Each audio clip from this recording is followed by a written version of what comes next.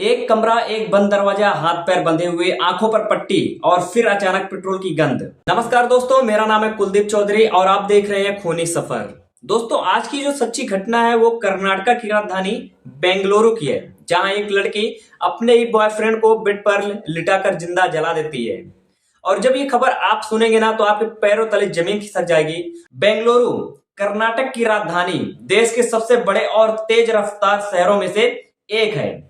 यहाँ लाखों लोग रहते हैं, हर तरह के लोग, नौकरी करने वाले, पढ़ने वाले, छोटे बड़े कारोबारी। ये शहर कभी नहीं सोता। यहाँ हर गली में कोई ना कोई सपना पलता है, कोई ना कोई कहानी जन्म लेती है।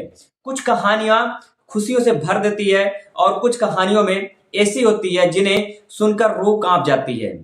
आज हम जिस कहानी की बात करने वाले हैं वो बेंगलुरु के अजना नगर इलाके की है।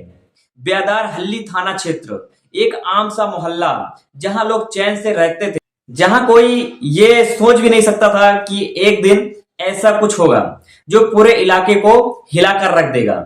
इस कहानी में दो किरदार हैं, एक का नाम था प्रेमा और दूसरे का नाम था करण। दोनों एक ही मोबाइल कंपनी में काम करते थे, रोज एक ही दफ्तर में आते थे, एक ही माहौल में घंटों बिताते थे। और धीरे धीरे जैसे अक्सर होता है, दोनों के बीच बातचीत शुरू हुई, बातों से दोस्ती हुई और दोस्ती ने कब प्यार का रूप ले लिया शायद उन्हें खुद भी नहीं पता चला। दोस्तों, प्यार एक अजीब चीज होती है। ये कब, कहां और किसके साथ हो जाए इसका कोई हिसाब नहीं है। हमारे बुजुर्ग कहते थे कि इंसान प्यार में इतना अंधा हो जाता है, और सच में ऐसा ही होता है। जब प्यार होता है तो सामने वाले की कमियां नजर नहीं आती, उसकी गलतियां माफ हो जाती हैं, उसके झूठ भी सच लगने लगते हैं। यही प्रेमा के साथ हो रहा था। करीब 4 साल तक ये रिश्ता चला, 4 लंबे साल। प्रेमा को पूरा यकीन था कि करण उससे सच्चा प्यार करता है, वो उससे आगे चलकर शादी भी करेगा। दोनों मिलकर एक घर बनाएंगे, एक जिंदगी जिएंगे। लेकिन जब भी शादी की बात आती तो करण कोई ना कोई बहाना बना देता। कभी कहता कि हमारी जाति अलग है, तो कभी कहता कि अभी सही वक्त नहीं आया है। कभी वो घर वालों का हवाला दे देता और प्रेमा हर बार बात मान लेती, क्योंकि वो उससे बेहद प्यार करती थी। दोस्तों, यहाँ एक बात समझिए, जब कोई इंसान बार बार बहाना बनाए, बार बार टालता रहे, तो ये एक संकेत होता है, ये साफ संकेत। लेकिन प्यार में इंसान ये संकेत देखना नहीं चाहता। वो सोचता है कि शायद सच में कोई दिक्कत है, शायद वक्त आने पर सब ठीक हो जाएगा। प्रेमा भी यही सोच रही थी और इसी सोच में 4 साल बीत गए। फिर आया अप्रैल का महीना और उस महीने में एक ऐसी खबर आई जिसने प्रेमा की दुनिया को ही पलट दी। करण के घर वाले ने उसके लिए रिश्ता देख रहे थे किसी और लड़की के साथ, और वो रिश्ता जो है लगभग पक्का होने की कगार पर था। यानी जो करण 4 साल से प्रेमा के साथ था, वो अब किसी और से शादी करने वाला था। सोचिए दोस्तों, 4 साल, 4 लंबे साल किसी के साथ बिताओ, उसके लिए सब कुछ करो, उस पर भरोसा करो और उससे उम्मीद रखो। फिर एक दिन पता चले कि वो इंसान कहीं और जा रहा है, कोई और उसकी दुल्हन बनने वाली है। ये दर्द कितना गहरा है, ये तो वही जान सकता है जिसने इसे झेला है। प्रेमा ने करण को बहुत समझाया, बहुत मिन्नतें की, रोई, गिड़गिड़ाई, कहा कि मैं तुम्हारे बिना नहीं रह सकती, मैंने अपना सब कुछ तुम्हें दे दिया है, अब तुम मुझे छोड़कर मत जाओ। लेकिन करण ने साफ मना कर दिया। उसने कह दिया कि घर वाले जहां कहेंगे वही शादी होगी और इसमें मैं कुछ नहीं कर सकता। दोस्तों, ये सुनकर प्रेमा का दिल भारी हो गया और ये सोच समझना मुश्किल नहीं है, लेकिन जो उसके दिमाग में आया वो बात बेहद डरावनी थी। उसने मन ही मन एक फैसला कर लिया, अगर करण उसका नहीं हो सकता तो वो किसी और का भी नहीं होगा। दोस्तों, ये सोच बहुत खतरनाक होती है। यह वो सोच है जो इंसान को इंसान से जानवर बना देती है, और इसी सोच ने एक इंसान की जान ले ली। 21 अप्रैल का दिन था। उस दिन प्रेमा के घर में कोई नहीं था, सारे लोग एक शादी समारोह में गए हुए थे। तो प्रेमा घर पर अकेली रुकने का बहाना बनाया, बोली कि मेरी तबीयत ठीक नहीं है, आप लोग जाइए।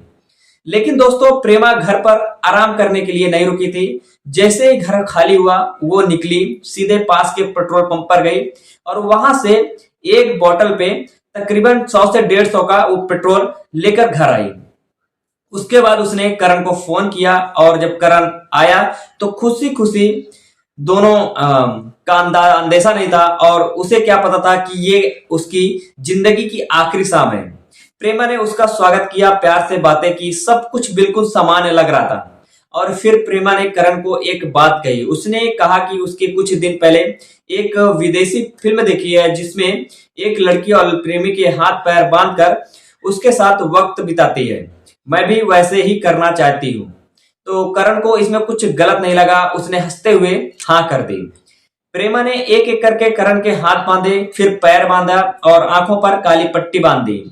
करण बेड पर ही लेटा था, उसको बिल्कुल भी पता नहीं था और उस पर भरोसा था। दोस्तों, ये वो पल था जब एक इंसान ने दूसरे इंसान के भरोसे का सबसे बड़ा और सबसे क्रूर फायदा उठाया। करण को जरा भी शक नहीं था, वो तो समझ रहा था कि प्रेमा उससे प्यार कर रही है। कुछ देर बाद करण कहा कि अब रस्सी खोल दो, बस हो गया। लेकिन प्रेमा ने कहा कि बस 1 मिनट 2 मिनट रुको, थोड़ा कुछ काम है। करण आंखें बंद किए लेटा हुआ था। उसे क्या पता था कि वो 2 मिनट उसकी जिंदगी के आखिरी 2 मिनट हैं। प्रेमा ने वो बोतल उठाई जो वो पेट्रोल पंप से लाई थी। उसने धीरे धीरे बेड के चारों तरफ पेट्रोल डाला और करण बीच में ही बंधा हुआ था। उसकी आंखों पर पट्टी थी, वो कुछ देख नहीं सकता था। लेकिन जब पेट्रोल की तीखी गंध उसकी नाक तक पहुंची तो चिल्लाने लगा। उसको अंदेशा हुआ। उसने कहा कि ये क्या कर रही हो, ये गंध कैसी है? लेकिन तब तक बहुत देर हो चुकी थी। प्रेमा ने माचिस जलाई और एक माचिस की तीली उसने बेड की तरफ फेंकी और पल भर में आग भड़क उठी। करण चीखा, जोर से चीखा, हाथ पैर बंधे थे, भाग नहीं सकता था। वो बेड पर ही तड़पता रहा और प्रेमा कमरे से बाहर आ गई। उसने दरवाजा बंद कर दिया और वो इंतजार करती रही, उन चीखों को सुनती रही। जब मोहल्ले वालों को आग और चीखों की आवाज सुनाई दी तो लोग इकट्ठा हुए और तब जाकर प्रेमा ने दरवाजा खोला और रोते हुए बाहर आई। बोली कि आग लगी है, प्लीज कोशिश करो और इसे बुझाने की भी कोशिश करो। लेकिन तब तक देर हो चुकी थी। करण पूरी तरीके से जल चुका था, उसकी मौत हो चुकी थी। कमरे में सिर्फ एक उसकी सुलझी हुई देह पड़ी हुई थी। और जब मौके पर पुलिस पहुंची तो उन्होंने पूछताछ शुरू की। तो आज भी वो बहुत गुस्से में था। उसने गुस्से से आकर खुद पर पेट्रोल डाल लिया, ऐसा उस लड़की का कहना था। मैंने उसे बचाने की बहुत कोशिश की लेकिन बचा नहीं पाई। प्रेमा की आंखों में आंसू थे, आवाज में दर्द था। देखने में वो एक टूटी हुई लड़की लग रही थी जिसने अभी अभी अपना प्रेमी खोया हो और मोहल्ले वाले भी उस पर तरस खा रहे थे। लेकिन दोस्तों, पुलिस का काम सिर्फ देखना नहीं होता, पुलिस का काम होता है सवाल पूछना। और बेदार हल्ली थाने की पुलिस ने सवाल पूछे। पुलिस ने सबसे पहले इलाके के सीसीटीवी कैमरों को खंगालना शुरू किया तो उसमें पता चला कि जो करण था उसने अपने साथ कोई भी ऐसा बोतल की कैन नहीं लाया जिससे अंदेशा हो कि उन्होंने ही पेट्रोल लाया हो। तो आखिर ये पेट्रोल घर पे आया कैसे? दूसरा सवाल ये था दोस्तों कि जब कमरे में आग लगी और करण चीख रहा था तो प्रेमा उस वक्त क्या कर रही थी? आखिरकार मोहल्लों वालों को दरवाजा खोलने में इतनी देर क्यों लगी जब लोग सारे खड़े थे? प्रेमा ने दरवाजा बाद में खोला। इस बीच आग काफी देर तक जलती रही। तीसरा और सबसे बड़ा जो सवाल था, जो फोरेंसिक साइंस लैब यानी FLSL की टीम ने सामने रखा। करण की देह के हाथों और पैरों पर रस्सी के निशान थे। अगर करण ने खुद आग लगाई थी तो उसके हाथ और पैर बंधे क्यों थे? ये निशान कहां से आए? जब पुलिस ने ये सवाल प्रेमा के सामने रखे तो वो हड़बड़ा गई। उसने कहा कि रस्सी नहीं बांधी, मैंने कुछ नहीं किया।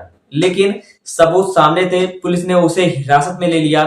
पूछताछ में जब पुलिस ने दबाव डाला तो प्रेमा टूट गई और उसने सब कुछ कबूल कर लिया।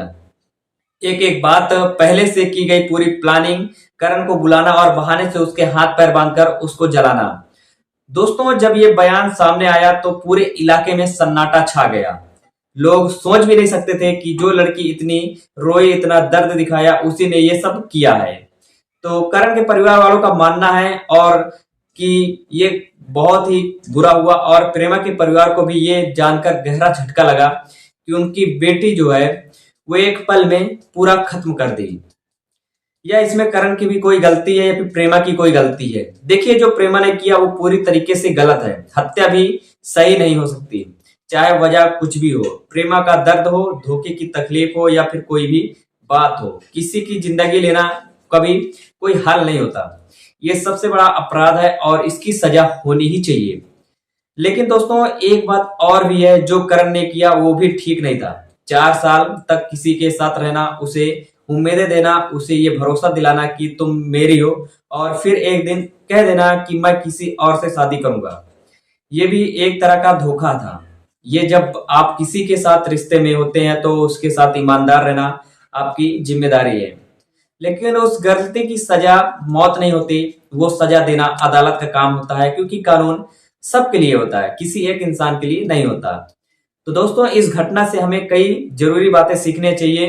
पहली बात ये कि रिश्तों में ईमानदारी होनी चाहिए। अगर आप किसी के साथ हैं तो उसके साथ वफादार रहिए, और उस इंसान का हर दिन आपकी एक छोटी उम्मीदें पर बीतता है।